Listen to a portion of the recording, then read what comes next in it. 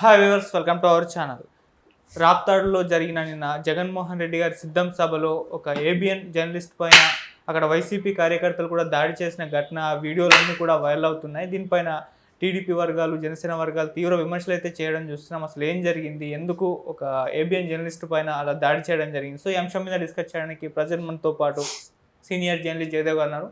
వారితో ఒకసారి డిస్కస్ చేద్దాం. సార్ నమస్కారం. సార్ నమస్తే సార్, దాడికి సంబంధించిన వీడియో మీరు కూడా చూసారు కదా. సో ఏమనిపించింది మీకు ఈ విధంగా రాప్తాడు సభలో, సిద్ధం సభలో ఒక జర్నలిస్ట్ పైన వైసీపీ కార్యకర్తలు ఆ విధంగా దాడి చేయడం పైన మీ ఒపీనియన్ సార్? ఛాన్స్ దొరికింది యూటిలైజ్ చేసుకున్నారు అన్నట్టుగా ఉంది. అంటే చాలా సందర్భాల్లో జగన్మోహన్ రెడ్డి గారి ప్రెస్ మీట్లకి ఆయన ప్రెస్ మీట్లు కూడా ఒకసారి చెప్పారు, మనకి ప్రధానంగా నలుగురు బద్ధశత్రువులు ఉన్నారు అన్నట్టుగా. ఈనాడు, ఏబిఎన్, TV5 ఇంకోటి ఏదో చెప్పారు. చెప్తూ వీళ్ళ వల్లే మనం వీళ్ళతోనే పోరాడాలి, వీళ్ళదే మెయిన్ సమస్య, వీళ్ళు మనం అబద్ధాలని నిజాలుగా రాస్తున్నారు అన్నట్టు కూడా ఆయన ఒక ఓపెన్ స్టేట్మెంట్ కూడా ఇచ్చారు అప్పట్లో. తర్వాత వీళ్ళకి ఏ ప్రెస్ మీట్ ఉన్నా కూడా ఒకటే, మీరు అబ్జర్వ్ చేయండి, ఒక ఛాంబర్లో ఆయన కార్నర్లో కూర్చుంటాడు, ఇటువైపు కూర్చుంటాడు, అదే ఉంటుంది. వేరే ఎక్కడ ఒక సమీక్ష సమావేశం, ఒక హాలు, అందరూ జర్నలిస్టులు కూడా అలౌ చేసి చూపించేది ఎక్కడా ఉండదు. ఒకటే రిలీజ్ చేస్తారు, అది అందరికీ షేర్ చేస్తారు అంతే. అంటే మెయిన్ వాళ్ళకు వీళ్ళకు అన్నట్టు. ఇప్పుడు మొన్న చంద్రబాబు నాయుడు గారు అరెస్ట్ అయినప్పుడు కూడా స్పెషల్లీ ఆయనకి ఇన్వెస్టిగేషన్ పర్పస్లో ఎవరిని అలౌ చేయలేదు, కానీ ఆ ఇన్వెస్టిగేషన్ ఆఫీసర్స్ ఒక కెమెరామెన్ని, ఒక జర్నలిస్ట్ని అలౌ చేశారు. అది తర్వాత నెక్స్ట్ డే పేపర్లో కూడా వచ్చే వాళ్ళని రౌండప్ చేస్తూ వచ్చినట్టుగా. అది అంటే ఎవరి వ్యక్తిగతం వాళ్ళది, ఎవరు పేపర్ వాళ్ళది, ఎవరి ఛానల్ వాళ్ళది అనుకున్నప్పుడు వాళ్ళు చేస్తున్నారు, వీళ్ళు చేస్తున్నారు కదా. ఎవరిని తప్పుపట్టలేము, ఎవరిని సంకరం ఎత్తుకొని ముద్దులాడలేము. మరి అలాంటప్పుడు వీళ్ళు అంటే ప్రభుత్వానికి సంబంధించిన ఛానల్ వాళ్ళు ఎక్కడైనా గాయపడినట్టు కానీ, వాళ్ళ మీద దాడి జరిగినట్టు కానీ చూడలేదు కదా. ఇప్పుడు అది చూస్తే ఒక్కొక్కడు ఆ ముఖం మీద కాలుతో తనడము, అది కూడా చూశాను. ఇప్పుడు నేను చేతులతో కొట్టడం, కర్రలతో కొట్టడము, అవన్నీ కూడా పాపం ఆయన ఏం చేస్తారు. ఇప్పుడు ఆయన వృత్తి ధర్మం, అది ఛానల్కి వృత్తి ధర్మం. ఏమైనా మీకు సత్తా ఉంటే ఛానల్తో వాళ్ళతో మాట్లాడుకోవాలి, హెడ్స్తో, మేనేజ్మెంట్తో మాట్లాడుకోవాలి. ఇప్పుడు నాకు తెలిసిన ఒక మిత్రుడు ఒక పర్టికులర్ ఛానల్లో ఉన్నాడు. ఆయన ప్రభుత్వానికి ఫేవర్గా మాట్లాడతాడు, ఇక్కడ చంద్రబాబు నాయుడు గారికి విమర్శిస్తూ ఒక ముఖ్యమంత్రిని పట్టుకొని అంత మాట అంటాడు, ఆడికి ఎంత ధైర్యం అన్నట్టుగా మాట్లాడుతుంటాడు. ఆయన నాకు తెలిసిన జర్నలిస్ట్, సీనియర్ జర్నలిస్టే. మరి ఆయన రేపొద్దున కనబడితే ఆయనకి దాడి చేస్తే కరెక్టా? కాదు కదా. ఆయనకి మేనేజ్మెంట్ ఏది చెప్పిందో ఆయన అది ఫాలో అవుతాడు. మేనేజ్మెంట్ ఇది డిస్కస్ చేయండి, ఇక్కడ మాట్లాడండి, జగన్మోహన్ రెడ్డి గారికి ఫేవర్గానే మాట్లాడండి అంటే మాట్లాడతారు. అది వృత్తి ధర్మం కదా, దానికి మనం ఏం చేస్తాం చెప్పండి.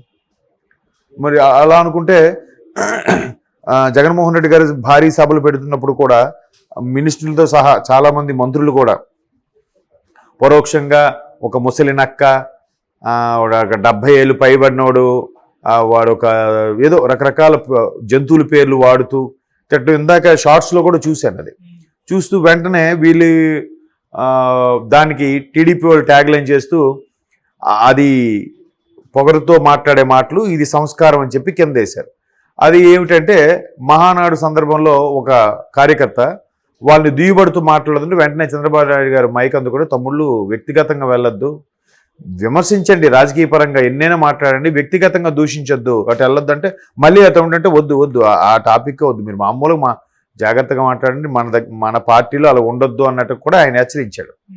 ఇక్కడ ఈయన ఒక్కసారి కూడా ఈ అధినేత ఎవరైనా తప్పుగా మాట్లాడితే హెచ్చరించిన సందర్భాలు లేవు. పైగా కొంతమంది నాయకులు మైక్లో మాట్లాడుతున్నప్పుడు పక్క నుంచి చంద్రబాబు గారిని తిట్టండి అన్నట్టు కూడా కొన్ని వార్తలు వచ్చాయి. అవి కూడా మనం యూట్యూబ్లో గట్రా షార్ట్స్లో, ట్రోల్స్లో చూసాం. అంటే చంద్రబాబు నాయుడు గారిని, లోకేష్ గారిని, పవన్ కళ్యాణ్ గారిని తిడితేనే స్పెషల్ క్వాలిఫికేషన్ అన్నట్టుగా కూడా అక్కడ వాళ్ళు ఫీల్ అవుతుంటారు. ఒకవేళ వాళ్ళ గురించి సందర్భంగా ఎత్తకుండా ప్రభుత్వ కార్యకలాపాలు, ప్రజల సంక్షేమ పథకాల గురించి మాట్లాడుతున్నా కూడా పక్క నుంచి వెళ్ళి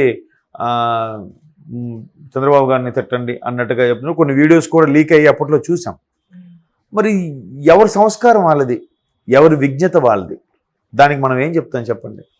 ఇప్పుడు అదే అంటున్నాను, ఇంతకుముందు వీళ్ళు కార్యకర్తలు ఎక్కడైనా దాడికి గురయ్యారు అంటే మరి తెలియదు నాకు. మరి చూద్దాం, రేపు ట్రోల్స్లో కూడా ఇంకో 2-3 రోజులు పోతే ఒకవేళ సాక్షికి సంబంధించిన కార్యకర్తలు ఎవరైనా కనిపిస్తారో, లేకపోతే ఏబిఎన్ కార్యకర్తలు ఇలాగే కనిపిస్తారో, లేకపోతే వేరే వాళ్ళని తీసుకొచ్చి ఇక్కడ ఇలా జరుగుతున్నట్టుగా మా వాళ్ళ మీద కూడా దాడులు జరిగాయి అన్నట్టుగా చూపించి యాడ్ చేస్తారో చూడాలి. సోషల్ మీడియా వేదికగా చాలా వారు జరుగుతుంది. వీళ్ళలా అంటే వాళ్ళలా అంటున్నారు. ఇప్పుడు మొన్న ఒక అమ్మాయి ఏం పెట్టిందంటే, షర్మిల గారు షర్మిల గారి భర్తకి మొదటి భార్య ఉంది, ఆ మొదటి భార్యని షర్మిల గారే సరిగ్గా చూసుకోవట్లేదు, అనిల్ గారిని చాలా బెదిరించి అటువైపు వెళ్ళనివ్వకుండా చేస్తున్నారు, వాళ్ళ మొదటి భార్య అమ్మాయిని కూడా వీళ్ళ అమ్మాయికి పెళ్ళి అయ్యే వరకు కూడా అమ్మాయికి పెళ్లి కాకుండా ఈవిడ చాలా టార్చర్ పెడుతుంది, 30 ఏళ్ళుగా ఆమె అరాచకం కొనసాగుతుందని చెప్పి ఒక మహిళ, అది కూడా ఆ పర్టికులర్ సామాజిక వర్గానికి చెందిన మహిళ ఇట్లాగే ఎక్స్లో పోస్ట్ చేసింది. మరి 30 ఏళ్ళుగా ఈవిడ పెళ్ళి 26-27 అవుతుంది, 30 ఏళ్ళని రాసింది పోలేండి, అతిశయోక్తి.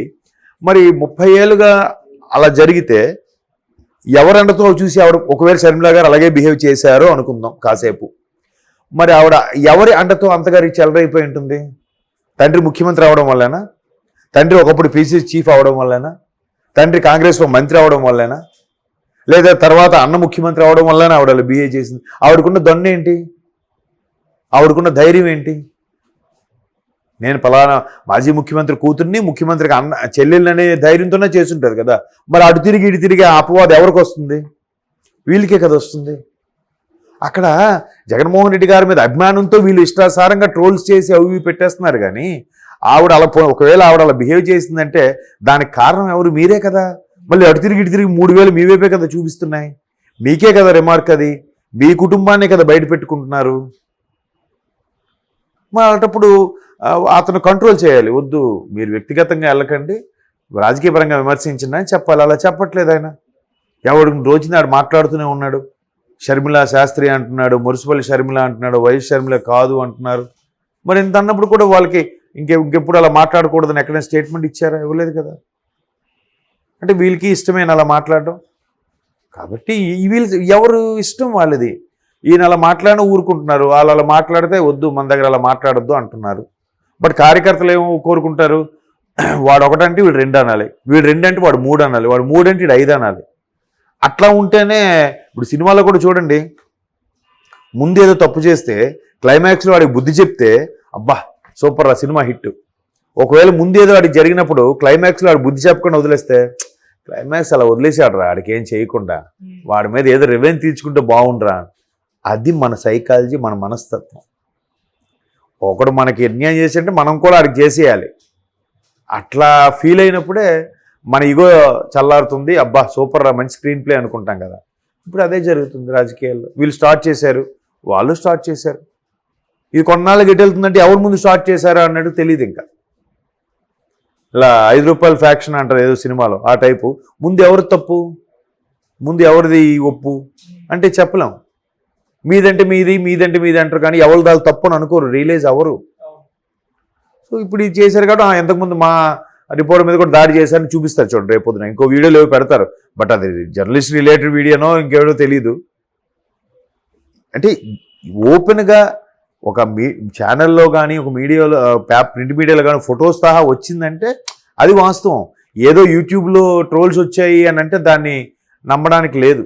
ఇవాళ రేపు ప్రతిదీ ఎడిట్ అయిపోతుంది, ప్రతిదీ కూడా మ్యానిపులేషన్ చేస్తున్నారు, ప్రతిదీ కూడా ఎడిట్ చేస్తున్నారు.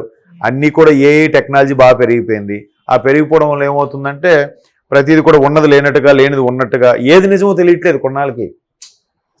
అవునట్టు కదా, నిజమైనట్టు కదా అని కొద్ది రోజులు పోతే ఇది అలా మార్ఫింగ్ చేశారు, ఇది ఇలా చేశారు అన్నట్టు చూపిస్తున్నారు. సో అందుకే అంత సీరియస్గా తీసుకోవాల్సిన అవసరం లేదు.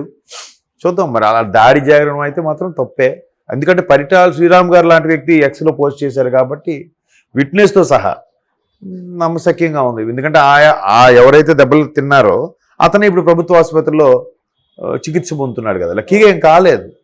కొంతమంది బాగా సెన్సిటివ్ అనుకో, మనస్తాపానికి గురై ఏమైనా చేసుకుంటే, వాళ్ళకు తన్నప్పుడు కొట్టినప్పుడు తగలరాని చోట తగిలితే ఎవరు బాధ్యులు?